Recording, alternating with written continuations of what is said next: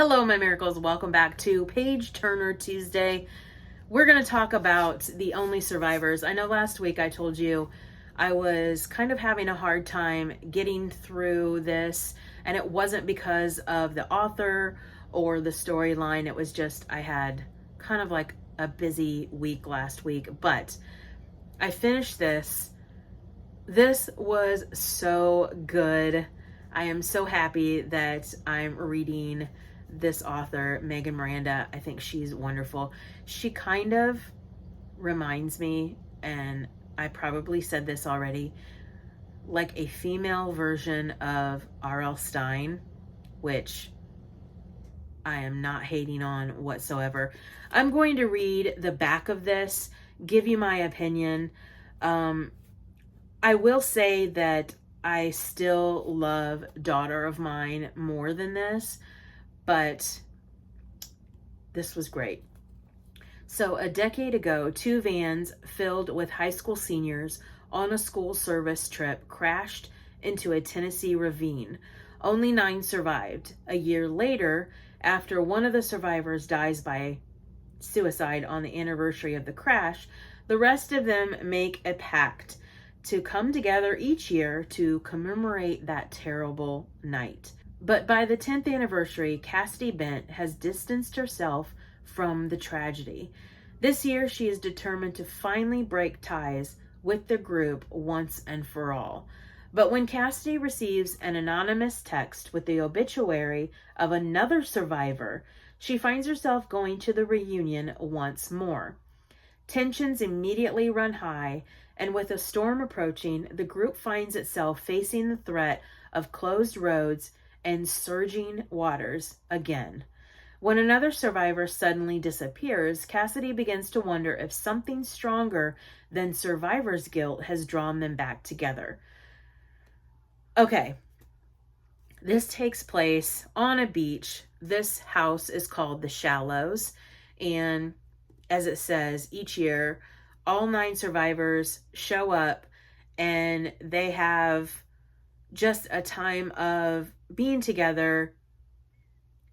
But the thing is that they don't really sit down and kind of delve into how each of them are feeling. They kind of want to push everything away and not face their role in that night when they crashed.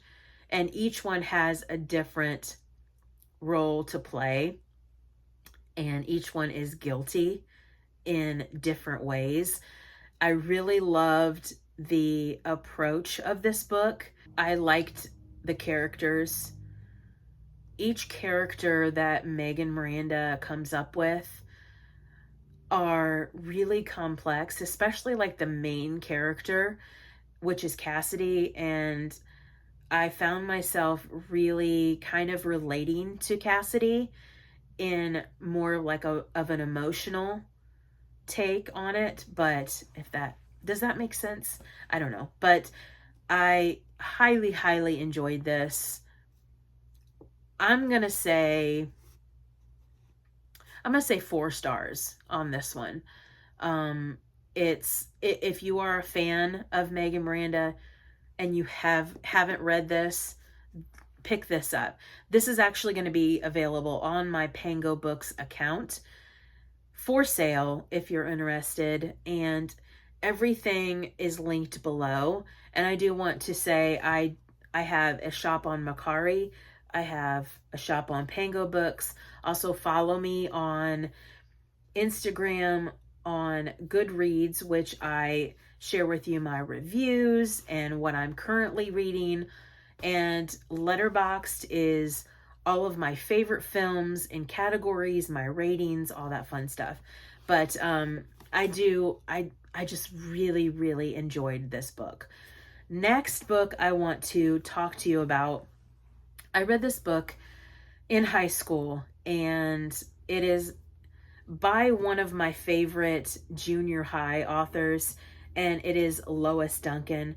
This is a true story about her daughter who was killed, and it is called Who Killed My Daughter?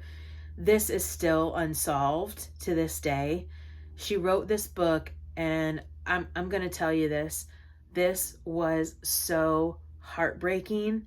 This is about a mother's search for her daughter's killer, and the circumstances around her daughter's murder are so baffling. And almost, when I was reading this book and towards the end, I felt like this was a cover up. Something happened. Her daughter either knew something or saw something that she should not have seen, and her daughter paid the ultimate price. And I'm going to read the back of it. And this I've seen on thrift books. I think it's available on Amazon, but I highly, highly recommend this. Who Killed My Daughter by Lois Duncan.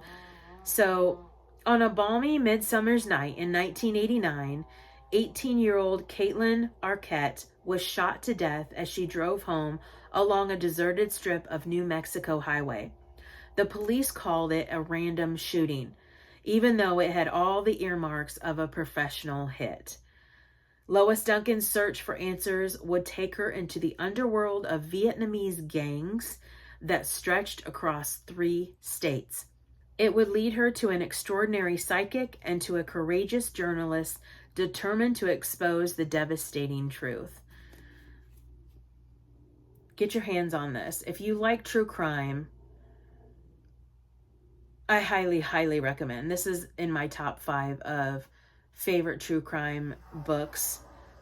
And it's also haunting because it's still unsolved. So I hope you liked this Page Turner Tuesday.